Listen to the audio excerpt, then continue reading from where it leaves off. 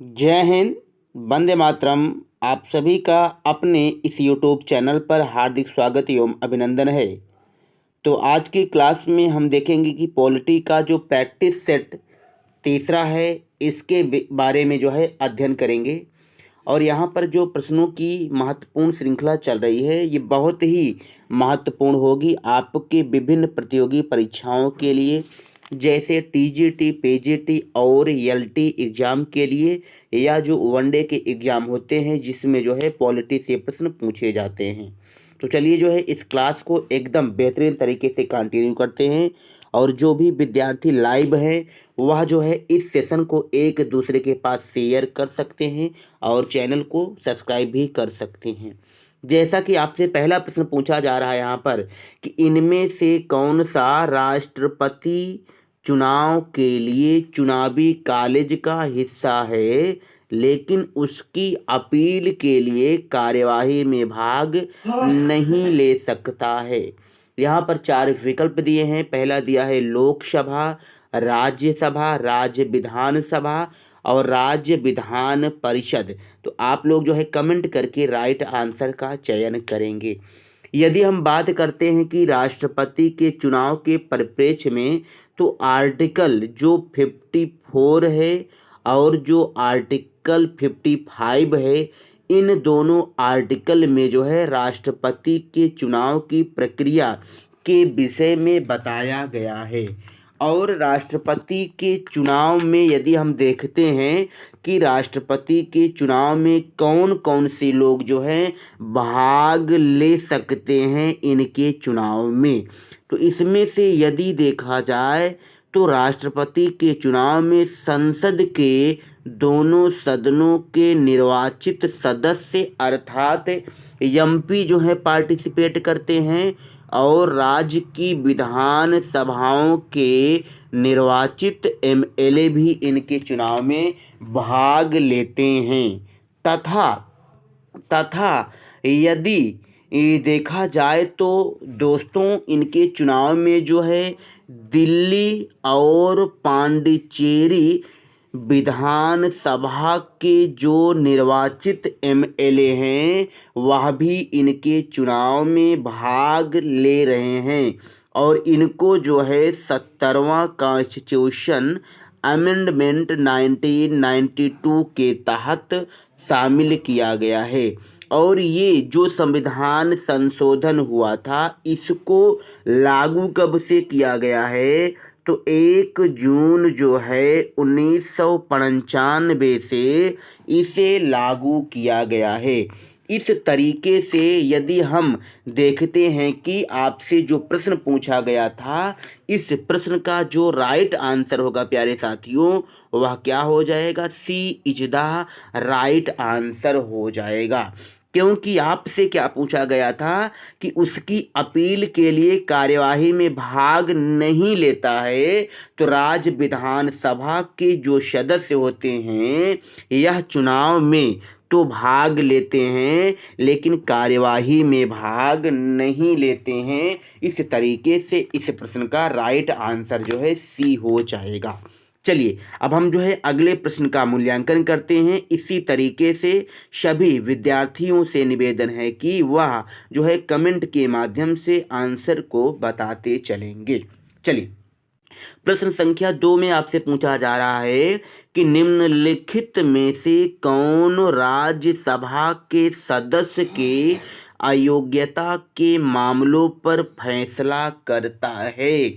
विकल्प दिया है प्रस्ताव द्वारा भारत को संसद, चुनाव आयोग, संसद की परामर्श पर भारत का राष्ट्रपति और चुनाव आयोग की परामर्श पर भारत का राष्ट्रपति।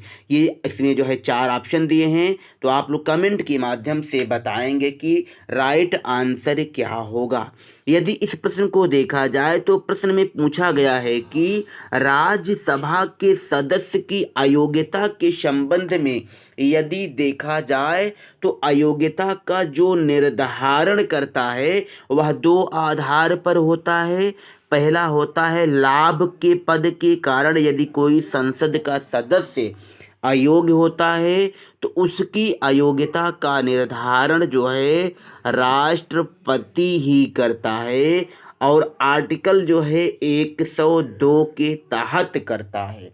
लेकिन ये जो राष्ट्रपति करता है या किसकी सिफारिश पर करता है, तो चुनाव आयोग की सिफारिश पर जो है भारत का राष्ट्रपति करता है।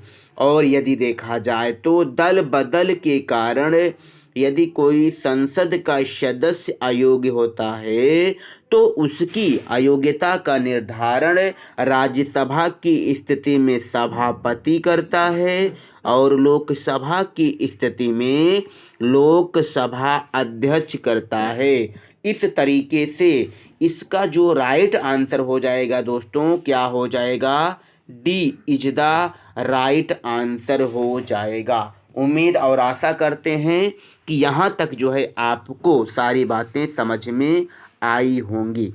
चलिए जो है अब हम अगले प्रश्न का मूल्यांकन करते हैं। प्रश्न संख्या जो 3 है, इनमें आपसे क्या पूछा जा रहा है कि उपराष्ट्रपति को हटाने का प्रस्ताव किसमें पेश किया जा सकता है। अर्थात भारत का जो उपराष्ट्रपति होता है, इनको हटाने के लिए जो प्रस्ताव लाया जाता है, पहले किस सदन में लाया जाएगा। विकल्प दिया है केवल लोकसभा, केवल राज्यसभा, लोकसभा और राज्यसभा दोनों, लोकसभा और राज्यसभा के संयुक्त सत्र में। तो आप लोग बताएंगे कि राइट आंसर क्या होगा। चलिए इस प्रश्न का हम बेहतरीन तरीके से मूल्यांकन करते हैं कि आपके एग्जाम में इस प्रश्न से इसमें दिए गए जो विकल्प हैं, इन विकल्पों में से कितने प्रकार के प्रश्न पूछे जा सकते हैं। यदि हम बात करते हैं उपराष्ट्रपति के विषय में, तो इनका मेंशन जो है आर्टिकल 63 में किया गया है। अर्थात आर्टिकल 63 में कहा गया है कि भारत का एक उपराष्ट्रपति होगा। अब देखिए दोस्तों, यदि उपराष्ट्रपति को हटाने का प्रस्ताव पारित करना है तो सबसे पहले हम जानते हैं कि उपराष्ट्रपति का कार्यकाल जो होता है वह सामान्यतः 5 वर्ष का होता है। लेकिन 5 वर्ष से पहले भी इनको इनके पद से हटाया जा सकता है। और किस आर्टिकल के तहत, तो आर्टिकल 67 के तहत इनको हटाया जा सकता है। और आपको यहाँ पर स्मरण रखना है कि जो उपराष्ट्रपति होता है वह राज्यसभा का पदेन सभापति होता है आर्टिकल 89 के अनुसार। तो उपराष्ट्रपति को हटाने संबंधी जो प्रस्ताव पारित होगा, तो पहले केवल और केवल दोस्तों राज्यसभा में ही लाया जा सकता है। इस आधार पर इस प्रश्न का जो राइट आंसर हो जाएगा, B is the right answer हो जाएगा। चलिए अब हम इसी तरीके से अगले प्रश्न का मूल्यांकन करते हैं। तो प्रश्न संख्या जो 4 है, इसमें आप सभी से पूछा जा रहा है कि स्वर्ण सिंह समिति ने किसकी सलाह दी थी। और यहाँ पर 4 विकल्प हैं। इन विकल्पों में से आपको राइट आंसर का चयन करना है। यदि हम स्वर्ण सिंह समिति की बात करते हैं तो इसकी समिति की सिफारिश के आधार पर 42वें कॉन्स्टिट्यूशन अमेंडमेंट 1976 के तहत जो है मौलिक कर्तव्यों को जोड़ा गया था, फंडामेंटल ड्यूटीज को जोड़ा गया था। इस आधार पे इस प्रश्न का जो राइट आंसर होगा वह सी इज द राइट आंसर हो जाएगा। चलिए अब हम अगले प्रश्न का मूल्यांकन करते हैं। और जैसे कि आप सभी को पता है, आप लोग कमेंट के माध्यम से बताएंगे कि मौलिक कर्तव्य को किस देश के संविधान से लिया गया है। आप लोग कमेंट के माध्यम से बताएंगे। चलिए और प्रश्न संख्या जो 5 है, इसमें आपसे पूछा जा रहा है कि निम्नलिखित कर्तव्यों पर ध्यान दीजिए। यहाँ पर पहला दिया है, उपक्रमों के प्रबंध में श्रमिकों की भागीदारी के लिए कानून बनाना, अल्पसंख्यकों की सुरक्षा, पर्यावरण की सुरक्षा, समान नागरिक संहिता। और यहाँ पर जो है आगे जो है आपसे और पूछा जा रहा है कि इनमें से कौन से राज्यों के नीति निर्देशक सिद्धांतों में हैं, आपको बताना है। और यहाँ पर जो है कुछ कूट दिए हैं, इन कूटों में से आप सभी को चयन करना है कि राइट आंसर क्या होगा। चलिए हम देखते हैं। यदि नीति निर्देशक सिद्धांतों की बात किया जाए तो आर्टिकल 36 से आर्टिकल 51 में राज्य के नीति निर्देशक सिद्धांतों का मेंशन किया गया है।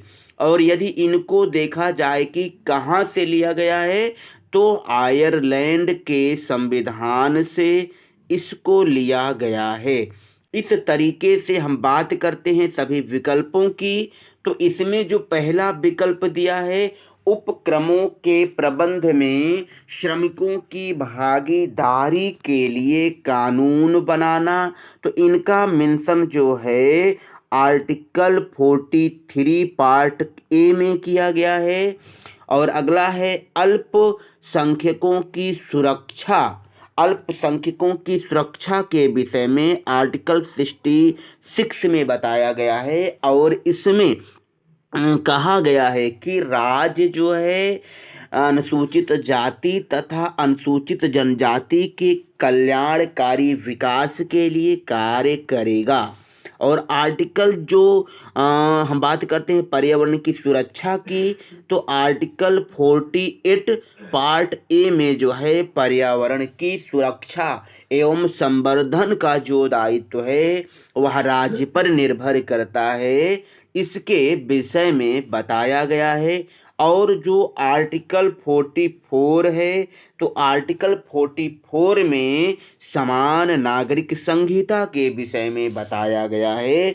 इस तरीके से इस प्रश्न में यदि हम राइट विकल्पों का चयन करें, तो इसमें से जो है आपका जो राइट आंसर होगा दोस्तों, सी इज द राइट आंसर हो जाएगा।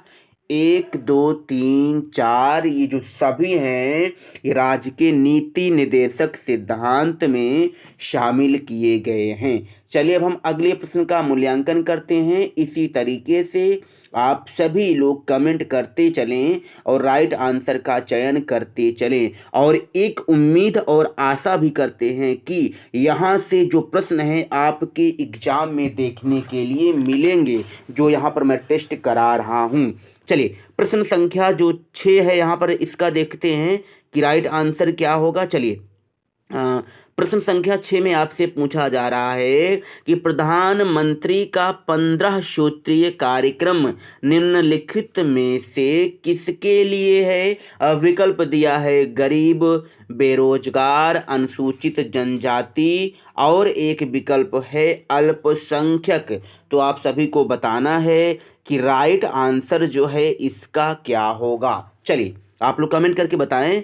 यदि हम बात करते हैं 15 सूत्री कार्यक्रम की, तो इसके परिप्रेक्ष्य में ये जो कार्यक्रम चलाया गया था ये जो है अल्पसंख्यकों के हित के लिए था। इस आधार पर इस प्रश्न का राइट आंसर जो है डी हो जाएगा। और अगले प्रश्न का हम मूल्यांकन करते हैं। प्रश्न संख्या जो 7 है, चलिए आप लोग बताएंगे कमेंट करके कि इसका राइट आंसर क्या होगा। प्रश्न आपसे किया जा रहा है कि प्रशासनिक प्राधिकरणों की स्थापना किस संविधान संशोधन के तहत हुई है। विकल्प दिया है 40वां, 41वां, 42वां, 44वां। आप लोग कमेंट के माध्यम से आंसर का जो है चयन कर सकते हैं। यदि हम बात करते हैं कि प्रशासनिक अधिकरणों की बात करें, तो प्रशासनिक अधिकरण की जो स्थापना की गई थी, इनकी स्थापना जो है 42 कॉन्स्टिट्यूशन अमेंडमेंट 1976 के तहत किया गया था। और प्रशासनिक अधिकरण जो है, यदि बात किया जाए इनका मेंशन किस आर्टिकल के तहत किया गया था, तो आर्टिकल जो है 323 जो है ए में जो है इनको जोड़ा गया था। और प्रशासनिक अधिकरणों को लागू कब से किया गया था, 1985 में जो है इनको स्थापित किया गया था। एक प्रकार से देखा जाए तो लोक सेवा आयोग के जो अध्यक्ष और सदस्य होते हैं, तो अध्यक्ष और सदस्यों के चयन से संबंधित किसी भी विवादों का निस्तारण करने के लिए जो है प्रशासनिक अधिकरण का स्थापना किया गया है। इस तरीके से आप सभी ने देखा कि इस प्रश्न का जो राइट आंसर होगा साथियों, सी इज द राइट आंसर हो जाएगा। चलिए अब हम अगले प्रश्न की तरफ बढ़ते हैं। प्रश्न संख्या जो 8 है, 8 की तरफ चलते हैं। तो यदि हम प्रश्न संख्या 8 में देखते हैं, इसमें आपसे पूछा जा रहा है कि निम्नलिखित में कौन राष्ट्रीय मानवाधिकार आयोग का चेयरमैन हो सकता है। और विकल्प दिया है सुप्रीम कोर्ट का कार्यरत कोई भी न्यायाधीश, सुप्रीम कोर्ट का रिटायर्ड कोई भी न्यायाधीश, भारत का मुख्य न्यायाधीश और भारत का सेवानिवृत्त मुख्य न्यायाधीश। ये 4 विकल्प हैं। इन विकल्पों में से आप सभी को राइट आंसर का चयन करना है। यदि देखा जाए तो भारत का जो सेवानिवृत्त न्यायाधीश होता है, वहीं क्या होता है कि राष्ट्रीय मानवाधिकार आयोग का चेयरमैन हो सकता है। और राइट आंसर जो है साथियों, D is the right answer हो जाएगा। अब हम बढ़ते हैं प्रश्न संख्या 9 की तरफ। तो आपसे प्रश्न किया जा रहा है कि भारत के 5 क्षेत्रीय परिषदों की स्थापना किसके तहत हुई है। विकल्प दिया है भारत के संविधान के अनुच्छेद 263 के तहत, क्षेत्रीय परिषद अधिनियम, राज्य पुनर्गठन अधिनियम, इनमें से कोई नहीं। तो आप लोग राइट आंसर का चयन कर सकते हैं। यदि हम बात करें क्षेत्रीय परिषदों की, तो क्षेत्रीय परिषदों का जो गठन किया गया है वह जो है राज्य पुनर्गठन अधिनियम 1956 के आधार पर देखा जाए तो 5 क्षेत्रीय परिषदों का गठन किया गया था। इन 5 क्षेत्रीय परिषदों में देखा जाए तो कौन कौन सी क्षेत्रीय परिषदें थीं। पूर्वी क्षेत्रीय परिषद, पश्चिमी क्षेत्रीय परिषद, उत्तरी क्षेत्रीय परिषद, दक्षिणी क्षेत्रीय परिषद और मध्य क्षेत्रीय परिषद। इस तरीके से 5 क्षेत्रीय परिषदों का गठन किया गया था। और ये जो है, यदि बात किया जाए कि क्षेत्रीय परिषदों का जो है पदेन अध्यक्ष कौन होता है, तो आप सभी को यहाँ पर अच्छे से स्मरण होना चाहिए कि क्षेत्रीय परिषदों का पदेन अध्यक्ष जो है वह गृह मंत्री होता है, होम मिनिस्टर होते हैं। और इनके सदस्यों में से 2 कैबिनेट मंत्री शामिल होते हैं और राज्यों के मुख्यमंत्री शामिल होते हैं। और देखा जाए तो जो क्षेत्रीय परिषद होता है यह सलाहकारी संस्था है।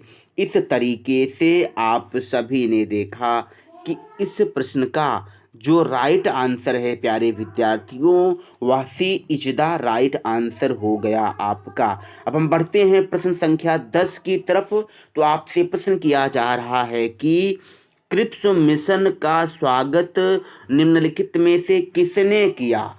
इसमें दिया है विकल्प कांग्रेस ने, हिंदू महासभा ने, मुस्लिम लीग ने, इनमें से कोई नहीं। तो आप सभी जो है राइट आंसर का चयन करें। यदि हम बात करते हैं क्रिप्स मिशन की, तो जो क्रिप्स मिशन है यह भारत में जो है मार्च 1942 में आया था। और क्रिप्स मिशन के यदि बात करते हैं कि अध्यक्ष कौन थे, तो इसके अध्यक्ष थे स्टैफोर्ड क्रिप्स जो हैं इसके अध्यक्ष थे। और एक प्रकार से यदि हम बात करते हैं कि क्रिप्स मिशन जो था इसके जो है उद्देश्य क्या थे भारत में आने का, तो इसका मेन उद्देश्य जो था भारत के राजनीतिक रोध को दूर करना, राजनीतिक गतिरोध को दूर करना जो है इस मिशन का जो है प्रमुख एम था। और देखा जाए तो जो संविधान सभा थी, संविधान सभा को जो है गठन करने के आधार में देखा जाए तो क्रिप्स मिशन ने भी अपना सुझाव दिया था। लेकिन संविधान सभा में देखा जाए तो क्रिप्स मिशन प्रस्ताव ने जो बात कही थी इसमें से भारतीयों की भूमिका जो है शामिल नहीं की जा रही थी संविधान में। इस आधार पर इस क्रिप्स मिशन प्रस्ताव का जो है सभी लोगों ने विरोध किया था और इसका जो है किसी ने भी स्वागत नहीं किया था। इस आधार पर इस प्रश्न का जो राइट आंसर होगा वह डी हो जाएगा, राइट आंसर। अब हम बढ़ते हैं प्रश्न संख्या 11 की तरफ। तो आपसे प्रश्न किया जा रहा है कि भारतीय संविधान की अनुच्छेद 272 को किस कॉन्स्टिट्यूशन अमेंडमेंट के तहत हटाया गया है। और जो है यहाँ पर कुछ विकल्प हैं, इन विकल्पों में से आप सभी को राइट आंसर का चयन करना है। पहला विकल्प दिया है 65 constitution amendment, 77 constitution amendment, 80 constitution amendment, 87 constitution amendment. तो आप लोग फटाफट जवाब दें कि इसका राइट आंसर क्या होगा। सबसे पहले हम बात करते हैं आपसे कि जो है आर्टिकल जो 272 है इसमें बात क्या बताई गई है। तो इसमें कहा गया है कि कर जो संघ द्वारा उद्गृहित और संग्रहित किए जाते हैं तथा जो संघ और राज्यों के बीच वितरित किए जा सकते हैं, इसके विषय में अनुच्छेद 272 में बताया गया है। और यदि हम बात करते हैं कि इसको किस कॉन्स्टिट्यूशन अमेंडमेंट के तहत जो है हटाया गया था, तो संविधान संशोधन जो है जो 80वां कॉन्स्टिट्यूशन अमेंडमेंट हुआ था इसके तहत जो है इसको हटाया गया था। इस तरीके से आप सभी का जो राइट आंसर है वह क्या हो जाएगा, सी इज द राइट आंसर हो जाएगा। और ये संविधान संशोधन जो हुआ था सन 2000 में हुआ था। चलिए अब हम बढ़ते हैं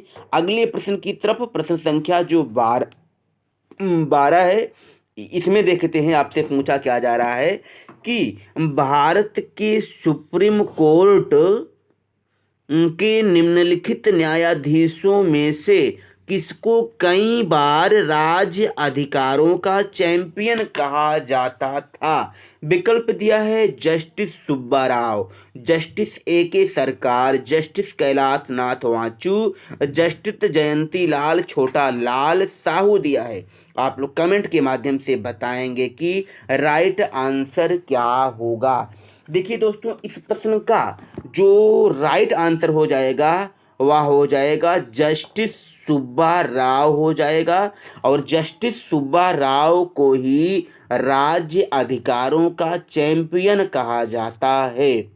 और जस्टिस सुब्बा राव जो थे ये भारत के 9वें न्यायाधीश थे और इनका कार्यकाल 1967 से 67 के बीच जो है इनका कार्यकाल रहा था।